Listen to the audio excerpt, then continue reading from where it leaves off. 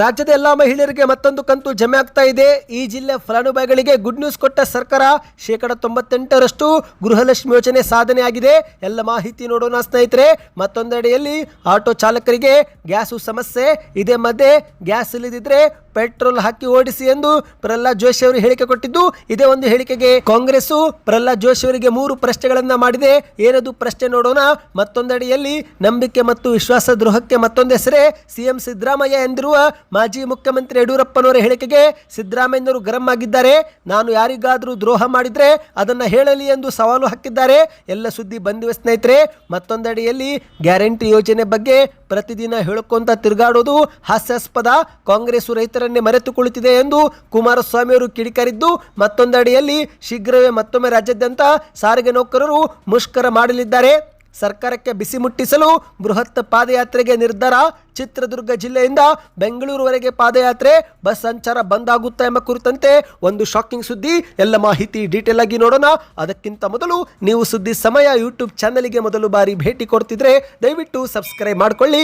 ಪಕ್ಕದಲ್ಲಿ ಕಾಣಿಸೋ ಗಂಟೆ ಕೂಡ ಒತ್ತಿ. ಇದರಿಂದ ರಾಜ್ಯದ ಮುಖ್ಯವಾದ ಮಾಹಿತಿಗಳು ನಿಮಗೆ ಸಿಗುತ್ತಿರುತ್ತವೆ. ದಯವಿಟ್ಟು ವಿಡಿಯೋಗೆ ಲೈಕ್ ಮಾಡಿ ಮತ್ತು ವಿಡಿಯೋ ಪೂರ್ತಿಯಾಗಿ ನೋಡಿ. ಬನ್ನಿ ಸ್ನೇಹಿತರೆ, ಎಲ್ಲ ಸುದ್ದಿಗಳನ್ನು ಡೀಟೇಲ್ ಆಗಿ ನೋಡೋಣ. ನೀವು ಕೂಡ ಗೃಹಲಕ್ಷ್ಮಿ ಯೋಜನೆಯ ಫಲಾನುಭವಿಗಳಾಗಿದ್ರೆ ದಯವಿಟ್ಟು ನಿಮ್ಮ ಬ್ಯಾಂಕ್ ಖಾತೆಗೆ ಕಳೆದ 2 ತಿಂಗಳಲ್ಲಿ ಎಷ್ಟು ಕಂತು ಜಮವಾಗಿದೆ ಕಮೆಂಟ್ ಮಾಡಿ. ಹೌದು ಸ್ನೇಹಿತರೆ, 2 ತಿಂಗಳ ಅಂತರದಲ್ಲಿ ಸರ್ಕಾರ 3 ಕಂತುಗಳನ್ನು ಜಮೆ ಮಾಡಿದೆ. 27, 28 ಮತ್ತು 29ನೇ ಕಂತಿನ ಬಿಡುಗಡೆ ಪ್ರಕ್ರಿಯೆಯು ಕೂಡ ಆರಂಭವಾಗಿದೆ. ಹೌದು, ಸಾಕಷ್ಟು ಮಹಿಳೆಯರಿಗೆ 28 ಕಂತು ಜಮಾ ಆಗಿದ್ದು, ಕೆಲ ಜಿಲ್ಲೆ ಫಲಾನುಭವಿಗಳಿಗೆ ಮಾತ್ರ 29ನೇ ಕಂತು ಕೂಡ ಜಮೆ ಆಗಿದೆ. ಇದೇ ಮಧ್ಯೆ ಸಚಿವೆ ಲಕ್ಷ್ಮಿ ಹೆಬ್ಬಾಳ್ಕರ್ ಅವರು ಮಾತನಾಡಿದ್ದು, ಮಹಿಳೆಯರ ಪರ ಚಿಂತಿಸುವ ಪಕ್ಷ ಕಾಂಗ್ರೆಸ್ ಮಾತ್ರ ಎಂದು ಹೇಳಿಕೆಯನ್ನು ಕೊಟ್ಟಿದ್ದಾರೆ. ರಾಜ್ಯದಲ್ಲಾಗಲಿ ಕೇಂದ್ರದಲ್ಲಾಗಲಿ ಕಾಂಗ್ರೆಸ್ ಪಕ್ಷ ಅಧಿಕಾರಕ್ಕೆ ಬಂದಾಗಲೆಲ್ಲ ಮಹಿಳೆಯರ ಪರವಾದ ಯೋಜನೆಗಳನ್ನು ಜಾರಿಗೆ ತಂದಿದೆ.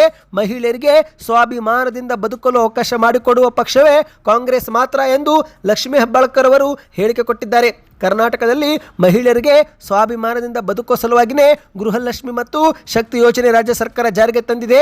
ಕಾಂಗ್ರೆಸ್ ಸರ್ಕಾರ ಇಲ್ಲಿಯವರೆಗೆ 28 ಕಂತುಗಳನ್ನು ಗೃಹಲಕ್ಷ್ಮಿ ಯೋಜನೆ ಮೂಲಕ 1,24,00,000 ಫಲಾನುಭವಿಗಳಿಗೆ ತಲಾ 2,000 ರೂಪಾಯಿಯಂತೆ ಜಮೆ ಮಾಡಿದೆ. ಇದರಲ್ಲಿ ಯಾವುದೇ ರಾಜಕೀಯ ಮಾಡದೆ ಯೋಜನೆಗಳನ್ನು ಪ್ರತಿಯೊಬ್ಬರಿಗೆ ಜಾರಿಗೆ ತರಲಾಗಿದೆ. ಹಾಗಾಗಿ ಕಾಂಗ್ರೆಸ್ನ ಗ್ಯಾರಂಟಿ ಯೋಜನೆಗಳನ್ನು ಸದುಪಯೋಗ ಪಡಿಸಿಕೊಳ್ಳಬೇಕು ಎಂದು ಲಕ್ಷ್ಮೀ ಹೆಬ್ಬಾಳ್ಕರ್ ಅವರು ತಿಳಿಸಿದ್ದಾರೆ. ಇನ್ನು ಗೃಹಲಕ್ಷ್ಮಿ ಯೋಜನೆ ಕುರಿತಂತೆ ಮತ್ತೊಂದು ಮಾಹಿತಿ ಮುನ್ನೆಲೆಗೆ ಬಂದಿದೆ. ಹೌದು ಸ್ನೇಹಿತರೆ, 98.81% ಗೃಹಲಕ್ಷ್ಮಿ ಯೋಜನೆ ಕೊಡಗು ಜಿಲ್ಲೆಯಲ್ಲಿ ಯಶಸ್ಸು ಕಂಡಿದೆ. ಹೌದು, ರಾಜ್ಯ ಕಾಂಗ್ರೆಸ್ ಸರ್ಕಾರ ಜಾರಿಗೆ ತಂದಿರುವ ಪಂಚ ಗ್ಯಾರಂಟಿ ಯೋಜನೆಗಳಲ್ಲಿ ಗೃಹಲಕ್ಷ್ಮಿ ಯೋಜನೆಯೂ ಕೂಡ ಒಂದಾಗಿದ್ದು, ಈ ಒಂದು ಯೋಜನೆ ಕೊಡಗು ಜಿಲ್ಲೆಯಲ್ಲಿ ಅಭೂತಪೂರ್ವ ಯಶಸ್ಸು ಕಂಡಿದೆ. ಇದುವರೆಗೆ ಕೊಡಗು ಜಿಲ್ಲೆಗೆ 582 ಕೋಟಿ ರೂಪಾಯಿ ಗೃಹಲಕ್ಷ್ಮಿ ಯೋಜನೆ ಹಣ ಬಿಡುಗಡೆ ಆಗಿರುವ ಮಾಹಿತಿ ಲಭ್ಯವಾಗಿದೆ. ಹೌದು, ಅಲ್ಲಿನ ಮಹಿಳಾ ಮತ್ತು ಮಕ್ಕಳ ಅಭಿವೃದ್ಧಿ ಇಲಾಖೆಯು ಈ ಒಂದು ಮಾಹಿತಿಯನ್ನು ವಾರ್ತಾ ಭಾರತಿ ಪತ್ರಿಕಾ ಪ್ರಕಟಣೆ ಮೂಲಕ ತಿಳಿಸಿದೆ. ಗೃಹಲಕ್ಷ್ಮಿ ಯೋಜನೆ ಹಣ ಮತ್ತೊಂದು ಕಂತು ಬಿಡುಗಡೆ ಆಗಿದೆ. 2023 ಆಗಸ್ಟ್ ತಿಂಗಳಿನಿಂದ 2025 ನವೆಂಬರ್ವರೆಗೆ 582 ಕೋಟಿ ರೂಪಾಯಿ ಹಣ ಬಿಡುಗಡೆ ಮಾಡಲಾಗಿದೆ ಎಂದು ಪತ್ರಿಕಾ ಪ್ರಕಟಣೆ ಮೂಲಕ ತಿಳಿಸಿದ್ದಾರೆ.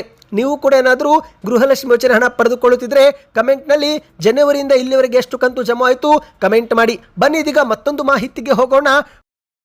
ಇದೀಗ ರಾಜ್ಯದ ರಾಜಧಾನಿ ಬೆಂಗಳೂರು ಸೇರಿದಂತೆ ಹಲವು ಜಿಲ್ಲೆಗಳಲ್ಲಿ ಆಟೋಗಳಿಗೆ ಗ್ಯಾಸು ಸಿಗುತ್ತಿಲ್ಲ. ಇದೇ ಕಾರಣಕ್ಕೆ ಆಟೋ ಚಾಲಕರು ಮನೆಗೂ ಕೂಡ ಹೋಗಲಾರದೆ ಪೆಟ್ರೋಲ್ ಬಂಕ್ ಮುಂದೆನೆ 3-4 ಗಂಟೆ ನಿಲ್ಲುತ್ತಿದ್ದು, ಇದರಿಂದ ನಷ್ಟವನ್ನು ಎದುರಿಸುತ್ತಿದ್ದಾರೆ. ಆದರೆ ಇಂತಹ ಸಮಯದಲ್ಲಿ ಕೇಂದ್ರದ ಸಚಿವ ಪ್ರಹ್ಲಾದ್ ಜೋಶಿ ಅವರು ಗ್ಯಾಸ್ ಇಲ್ಲದಿದ್ರೆ ಪೆಟ್ರೋಲ್ ಹಾಕಿ ಓಡಿಸಿ ಎಂಬ ಹೇಳಿಕೆ ಕೊಟ್ಟಿದ್ದು. ಇದೇ ಒಂದು ಹೇಳಿಕೆಗೆ, ಕೇಂದ್ರದ ಸಚಿವರ ಹೇಳಿಕೆಗೆ ಕಾಂಗ್ರೆಸ್ ಈಗ 3 ಪ್ರಶ್ನೆ ಮಾಡಿದೆ. ಹೌದು ಸ್ನೇಹಿತರೆ, ಆಟೋ ಗ್ಯಾಸ್ ಅಭಾವದಿಂದಾಗಿ ದಿನಗೂಲಿ ನಂಬಿ ಬದುಕುವ ಲಕ್ಷಾಂತರ ಆಟೋ ಚಾಲಕರು ಬೀದಿ ಪಾಲಾಗಿರುವಾಗಲೇ ಕೇಂದ್ರದ ಸಚಿವ ಪ್ರಹ್ಲಾದ್ ಜೋಶಿ ಅವರು ಗ್ಯಾಸ್ ಇಲ್ಲದಿದ್ರೆ ಪೆಟ್ರೋಲ್ ಬಳಸಿ ಓಡಿಸಿ ಎಂಬ ಹೇಳಿಕೆಯನ್ನು ಕೊಟ್ಟಿದ್ದು. ಇದೇ ಹೇಳಿಕೆಗೆ ಕೆಪಿಸಿಸಿ ವಕ್ತಾರರಾದ ಎನ್ ನಟರಾಜ್ ಅವರು ಕಿಡಿಕಾರಿದ್ದಾರೆ. ನಿಮ್ಮ ಹೇಳಿಕೆ ಫ್ರೆಂಚ್ ಕ್ರಾಂತಿಯ ಕಾಲದ ಬ್ರೆಡ್ ಇಲ್ಲದಿದ್ರೆ ಕೇಕ್ ತಿನ್ನಿ ಎಂಬ ಕುರುಡು ಅಹಂಕಾರದ ಮನಸ್ಥಿತಿ ತೋರಿಸುತ್ತೆ ಎಂದು ಕೆಪಿಸಿಸಿ ವಕ್ತಾರರಾದ ಎನ್ ನಟರಾಜ್ ಗೌಡ್ ಅವರು ಕಿಡಿಕಾರಿದ್ದಾರೆ. ಇನ್ನು ಸ್ನೇಹಿತರೆ, ಇದೇ ಮಧ್ಯೆ ಕೇಂದ್ರದ ಸಚಿವರ ಈ ಒಂದು ಹೇಳಿಕೆಗೆ ಕಾಂಗ್ರೆಸ್ ಕೂಡ 3 ಪ್ರಶ್ನೆ ಹಾಕಿದೆ. ಮೊದಲನೇ ಪ್ರಶ್ನೆ, ಪ್ರಹ್ಲಾದ್ ಜೋಶಿ ಅವರಿಗೆ ಆರ್ಥಿಕ ವಾಸ್ತವದ ಅರಿವಿದೆಯೇ? ಗ್ಯಾಸ್ಗಿಂತ ಪೆಟ್ರೋಲ್ ಬೆಲೆ ವಿಪರೀತ ದುಬಾರಿ. 100 ರೂಪಾಯಿ ಕೊಟ್ಟು ಪೆಟ್ರೋಲ್ ಹಾಕಿಸಿ ಆಟೋ ಓಡಿಸಿದರೆ ದಿನದ ಕೊನೆಯಲ್ಲಿ ಆ ಬಡ ಚಾಲಕನಿಗೆ ಉಳಿಯುವುದಾದರೂ ಏನು? ಅವನ ಹೆಂಡತಿ ಮಕ್ಕಳ ಹೊಟ್ಟೆಗೆ ಕೇಂದ್ರದ ಸಚಿವರು ಊಟ ಹಾಕುತ್ತಾರೇನು ಎಂದು ಪ್ರಶ್ನೆ ಮಾಡಿದ್ದಾರೆ. ಎರಡನೇದ್ದು, ರಸ್ತೆಯಲ್ಲಿರುವ ಲಕ್ಷಾಂತರ ಆಟೋಗಳು ಕೇವಲ ಗ್ಯಾಸ್ ಆಧಾರಿತ ಇಂಜಿನ್ ಹೊಂದಿವೆ. ಅವುಗಳಲ್ಲಿ ಪೆಟ್ರೋಲ್ ಹಾಕಲು ಸಾಧ್ಯವೇ ಇಲ್ಲ. ಇನ್ನು ಕೆಲವು ಆಟೋಗಳಲ್ಲಿ ಮಾತ್ರ 1 ಅಥವಾ 2 ಲೀಟರ್ ಸಾಮರ್ಥ್ಯದ ಪೆಟ್ರೋಲ್ ಟ್ಯಾಂಕ್ ಇರುತ್ತೆ. ಇಂತಹ ವಾಸ್ತವವೇ ಗೊತ್ತಿಲ್ಲದೆ ಪೆಟ್ರೋಲ್ ಬಳಸಿ ಎಂದು ಹೇಳುವುದು ಸಚಿವರ ಅಜ್ಞಾನವಲ್ಲದೆ ಮತ್ತೇನು ಎಂದು ಪ್ರಶ್ನೆ ಮಾಡಿದ್ದಾರೆ. ಇನ್ನು ಮೂರನೇದು, ತೈಲ ಮತ್ತು ಗ್ಯಾಸ್ ಕಂಪನಿಗಳನ್ನು ನಿಯಂತ್ರಿಸಿ ದೇಶದಲ್ಲಿ ಇಂಧನ ಭದ್ರತೆ ಒದಗಿಸುವುದು ಕೇಂದ್ರ ಸರ್ಕಾರದ ಕರ್ತವ್ಯ. ಆದರೆ ಅಂತಾರಾಷ್ಟ್ರೀಯ ಬಿಕ್ಕಟ್ಟು ಎಂಬ ನೆಪ ಕೊಟ್ಟು ಜನರ ಮೇಲೆ ಗೂಬೆ ಕೂರಿಸಿ ಕೇಂದ್ರ ತನ್ನ ಜವಾಬ್ದಾರಿಯಿಂದ ನುಣುಚಿಕೊಳ್ಳುತ್ತಿದೆ. ಇದೀಗ ಕೃತಕ ಅಭಾವ ಸೃಷ್ಟಿ ಮಾಡಿರುವ ಖಾಸಗಿ ಕಂಪನಿಗಳ ಮೇಲೆ ಸರ್ಕಾರಕ್ಕೆ ಏಕೆ ನಿಯಂತ್ರಣವಿಲ್ಲ ಎಂದು ಪ್ರಶ್ನೆ ಮಾಡಿದ್ದಾರೆ. ಒಟ್ಟಿನಲ್ಲಿ ಕೇಂದ್ರದ ಸಚಿವರ ಈ ಒಂದು ಹೇಳಿಕೆಯು ಗಾಯದ ಮೇಲೆ ಬರೆಳೆದಂತಾಗಿದೆ. ಪೆಟ್ರೋಲ್ ಸುಲಭವಾಗಿ ಲಭ್ಯವಿದೆ ಎಂಬುದು ಮುಖ್ಯವಲ್ಲ, ಅದು ಬಡ ಆಟೋ ಚಾಲಕನ ಕೈಗೆಟುಕುವ ದರದಲ್ಲಿದೆ ಎಂಬುದು ಮುಖ್ಯ ಎಂದು ಕೆಪಿಸಿಸಿ ವಕ್ತಾರ ನಟರಾಜ್ ಗೌಡ ಅವರು ಕೂಡ ಕಿಡಿಕಾರಿದ್ದಾರೆ. ಸ್ನೇಹಿತರೆ, ಬನ್ನಿದೀಗ ಮತ್ತೊಂದು ಮಾಹಿತಿಗೆ ಹೋಗೋಣ. ಇಂದು ರಾಜ್ಯ ಕರ್ನಾಟಕದಲ್ಲಿ ದಾವಣಗೆರೆ ಮತ್ತು ಬಾಗಲಕೋಟೆಯಲ್ಲಿ ಉಪಚುನಾವಣಾ ಕಾವು ರಂಗೇರಿದ್ದು, ಇದೇ ಮಧ್ಯೆ ಮಾಜಿ ಮುಖ್ಯಮಂತ್ರಿ BS ಯಡಿಯೂರಪ್ಪನವರು ಇತ್ತೀಚೆಗೆ ಪ್ರಚಾರದ ವೇಳೆ ನಂಬಿಕೆ ದ್ರೋಹ ಮತ್ತು ವಿಶ್ವಾಸ ದ್ರೋಹಕ್ಕೆ ಮತ್ತೊಂದು ಹೆಸರೇ ಸಿಎಂ ಸಿದ್ದರಾಮಯ್ಯ ಎಂಬ ಹೇಳಿಕೆ ಕೊಟ್ಟಿದ್ರು. ಇದೇ ಒಂದು ಹೇಳಿಕೆಗೆ ಸಿದ್ದರಾಮಯ್ಯನವರು ಈಗ ಗರಂ ಆಗಿ ಪ್ರತಿಕ್ರಿಯೆ ಕೊಟ್ಟಿದ್ದಾರೆ. ನಾನು ಯಾರಿಗಾದರೂ ದ್ರೋಹ ಮಾಡಿದರೆ ಹೇಳಲಿ, ಸುಮ್ಮನೆ ಹೇಳಿಬಿಟ್ರೆ ಹೇಗೆ ಎಂದು ಮಾಧ್ಯಮಗಳ ಮುಂದೆ ಪ್ರಶ್ನೆ ಮಾಡಿದ್ದಾರೆ. ಆಧಾರ ಇದ್ದರೆ ಮಾತನಾಡಿ, ಸುಮ್ಮನೆ ಮಾತನಾಡೋದಲ್ಲ. ನನ್ನ ಜೀವನದಲ್ಲಿ ಆ ತರಹ ನಾನು ಎಂದೂ ಕೂಡ ಮಾತನಾಡಿಲ್ಲ. ನಾನು ಮಾತನಾಡಿದರೆ ಆಧಾರ ಸಹಿತ ಮಾತನಾಡುತ್ತೇನೆ. ಆಧಾರ ಇಲ್ಲದೇ ಇದ್ದರೆ ಅದು ಆಧಾರ ರಹಿತವಾಗುತ್ತೆ ಮತ್ತು ಅದಕ್ಕೆ ಯಾವುದೇ ಕಿಮ್ಮತ್ತು ಇರೋದಿಲ್ಲ ಎಂದು ಸಿಎಂ ಸಿದ್ದರಾಮಯ್ಯನವರು ಗುಡುಗಿದ್ದಾರೆ.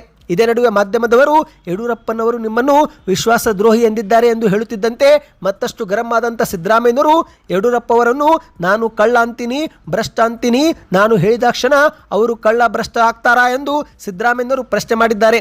ಸುಮ್ಮನೆ ಹೇಳೋದಲ್ಲ, ಪಾಪ ಅವರಿಗೆ ವಯಸ್ಸಾಗಿದೆ. ವಯಸ್ಸಾದ ಮೇಲೆ ಅರುಳು ಮರುಳು ಆಗಿದೆ. ಅವರ BJP ಕಾಲದಲ್ಲಿ ಭ್ರಷ್ಟ ಎಂದು ಯಾರನ್ನ ಕರೀತಿದ್ರು, ಯತ್ನಾಳ್ ಅವರು ಯಾರನ್ನ ಭ್ರಷ್ಟ ಎಂದು ಕರೀತಿದ್ರು ಗೊತ್ತಾ ಎಂದು ಸಿದ್ದರಾಮಯ್ಯನವರು ಪ್ರಶ್ನೆ ಮಾಡಿದ್ದಾರೆ. ನಾನು ಹೇಳಿದ್ದಲ್ಲ, ಅವರ ಪಕ್ಷದ ಮನುಷ್ಯನೇ ಹೇಳಿರೋದು. ವಿಶ್ವನಾಥ್ ಅವರು ಕೂಡ ಯಡಿಯೂರಪ್ಪನವರ ಮೇಲೆ ಭ್ರಷ್ಟಾಚಾರ ಆರೋಪ ಮಾಡಿದ್ರು. ಅವರ ಪಕ್ಷದವರೇ ಅವರ ಮೇಲೆ ಭ್ರಷ್ಟಾಚಾರ ಆರೋಪ ಮಾಡಿದರೆ ಅದು ಸುಳ್ಳ ನಿಜಾನ ಎಂದು ಸಿದ್ದರಾಮಯ್ಯನವರು ಪ್ರಶ್ನೆ ಮಾಡುತ್ತಲೇ ತಿರುಗೇಟು ಕೊಟ್ಟಿದ್ದಾರೆ. ಬನ್ನಿ ಸ್ನೇಹಿತರೆ, ಮತ್ತೊಂದು ಮಾಹಿತಿಗೆ ಹೋಗೋಣ. ಗ್ಯಾರಂಟಿ ಬಗ್ಗೆ ಪ್ರತಿದಿನ ಹೇಳುವುದು ಹಾಸ್ಯಾಸ್ಪದ ಎಂದು ಮಾಧ್ಯಮಗಳ ಮುಂದೆ HD ಕುಮಾರಸ್ವಾಮಿ ಅವರು ಹೇಳಿಕೆ ಕೊಟ್ಟಿದ್ದಾರೆ. ಈ ನಾಡಿನ ಜನತೆಗಾಗಿ ಈ ಒಂದು ಹಿಂದೆ BJP JDS ಸಮ್ಮಿಶ್ರ ಸರ್ಕಾರದ ಅವಧಿಯಲ್ಲಿ ನಾನು ಮತ್ತು ಯಡಿಯೂರಪ್ಪನವರು ಸೇರಿಕೊಂಡು ಸಾಕಷ್ಟು ಕಾರ್ಯಕ್ರಮ ನೀಡಿದ್ದೆವು. ಆದರೆ ಅವುಗಳ ಕುರಿತು ಪ್ರತಿದಿನ ಜನರ ಮುಂದೆ ಹೇಳುವುದಕ್ಕೆ ನಾವು ಹೋಗಿಲ್ಲ. ಅದು ನಮ್ಮ ಕರ್ತವ್ಯವಾಗಿತ್ತು. ಆದರೆ ಕಾಂಗ್ರೆಸ್ನವರು 3 ವರ್ಷಗಳಿಂದ ಗ್ಯಾರಂಟಿ ಯೋಜನೆಗಳ ಕುರಿತು ಪ್ರತಿದಿನ ಹೇಳುತ್ತಿರುವುದು ಹಾಸ್ಯಾಸ್ಪದವಾಗಿದೆ ಎಂದು HD ಕುಮಾರಸ್ವಾಮಿ ಅವರು ಹೇಳಿಕೆಯನ್ನು ಕೊಟ್ಟಿದ್ದಾರೆ. ಕಾಂಗ್ರೆಸ್ ಪಕ್ಷ ಗ್ಯಾರಂಟಿ ಯೋಜನೆ ಜಾರಿಗೆ ತಂದಿದ್ದೇವೆ, ನುಡಿದಂತೆ ನಡೆದಿದ್ದೇವೆ ಎಂದು ಹೇಳುವುದನ್ನು ಬಿಟ್ಟರೆ ಇನ್ಯಾವುದೇ ಬಡವರ ಪರವಾದ ಯೋಜನೆ ಜಾರಿ ಮಾಡಿರೋ ಬಗ್ಗೆ ಎಲ್ಲಿಯೂ ಕೂಡ ಅವರು ಹೇಳೇ ಇಲ್ಲ. ರಾಜ್ಯದ ಅನೇಕ ಕಡೆಗೆ ಆಲಿಕಲ್ಲು ಮಳೆಯಿಂದಾಗಿ ದ್ರಾಕ್ಷಿ ದಾಳಿಂಬೆ ಬೆಳೆಗಾರರು ಸಂಕಷ್ಟಕ್ಕೆ ಸಿಲುಕಿದ್ದು ಅವರ ಜಮೀನುಗಳಿಗೆ ಹೋಗಿ ಸ್ವಂತಾನ ಹೇಳಿದ ಮುಖ್ಯಮಂತ್ರಿಗಳು 5 ದಿನಗಳಿಂದ ಉಪಚುನಾವಣಾ ಪ್ರಚಾರದಲ್ಲಿ ಬ್ಯುಸಿಯಾಗಿದ್ದಾರೆ ಎಂದು ಕುಮಾರಸ್ವಾಮಿ ಅವರು ಟೀಕೆಯನ್ನ ಮಾಡಿದ್ದಾರೆ. ರೈತರಿಗೆ, ನೇಕಾರರಿಗೆ, ಜನರಿಗೆ ಕೊಟ್ಟ ಭರವಸೆಯಂತೆ ಕೆಲಸ ಮಾಡಿದರೆ ಇವತ್ತು ಮನೆ ಮನೆಗೆ ಹೋಗುವ ಪರಿಸ್ಥಿತಿ ಅವರಿಗೆ ಬರುತ್ತಿರಲಿಲ್ಲ ಎಂದು ಕುಮಾರಸ್ವಾಮಿ ಅವರು ಆಕ್ರೋಶ ವ್ಯಕ್ತಪಡಿಸಿದ್ದಾರೆ. ಬನ್ನಿ ಸ್ನೇಹಿತರೆ, ಕೊನೆಯ ಮಾಹಿತಿಗೆ ಹೋಗೋಣ. ರಾಜ್ಯ ಸರ್ಕಾರಕ್ಕೆ ಬಿಸಿ ಮುಟ್ಟಿಸಲು ಮತ್ತೊಮ್ಮೆ ಸಾರಿಗೆ ನೌಕರರು ಬೃಹತ್ ಪಾದಯಾತ್ರೆಗೆ ನಿರ್ಧಾರ ಮಾಡಿದ್ದಾರೆ. ಹೌದು ಸ್ನೇಹಿತರೆ, ರಾಜ್ಯದ ಸಾರಿಗೆ ನೌಕರರು ಮತ್ತೊಮ್ಮೆ ಹೋರಾಟದ ಹಾದಿ ಹಿಡಿದಿದ್ದು ತಮಗೆ ಸಿಗಬೇಕಾದಂಥ ನ್ಯಾಯಯುತ ಬೇಡಿಕೆ ಈಡೇರಿಸುವಲ್ಲಿ ಸರ್ಕಾರ ವಿಫಲವಾಗಿದೆ ಎಂದು ಆರೋಪಿಸಿ ಏಪ್ರಿಲ್ ತಿಂಗಳಲ್ಲಿ ಬೃಹತ್ ಪಾದಯಾತ್ರೆಗೆ ಸಿದ್ಧತೆ ಪ್ರಾರಂಭ ಮಾಡಿದ್ದಾರೆ. ಹೌದು, ನಾಳೆ ಏಪ್ರಿಲ್ 8ರಂದು ಚಿತ್ರದುರ್ಗದಿಂದ ಬೆಂಗಳೂರಿನವರೆಗೆ ಪಾದಯಾತ್ರೆ ಆರಂಭವಾಗಲಿದ್ದು ಈ ಪಾದಯಾತ್ರೆಯು ಏಪ್ರಿಲ್ 21ಕ್ಕೆ ಬೆಂಗಳೂರು ತಲುಪಲಿದೆ.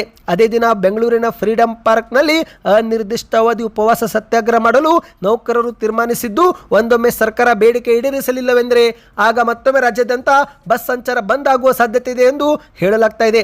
ಹೌದು ಸ್ನೇಹಿತರೆ, ಸದ್ಯಕ್ಕೆ ಸಾರಿಗೆ ಇಲಾಖೆ ಪ್ರತಿಭಟನೆ ಮತ್ತು ಪಾದಯಾತ್ರೆಗೆ ಮಾತ್ರ ಕರೆ ಕೊಟ್ಟಿದ್ದು ಬಸ್ ಸಂಚಾರ ಬಂದ್ ಬಗ್ಗೆ ಯಾವುದೇ ಅಂತಿಮ ನಿರ್ಧಾರ ಅವರು ಮಾಡಿಲ್ಲ.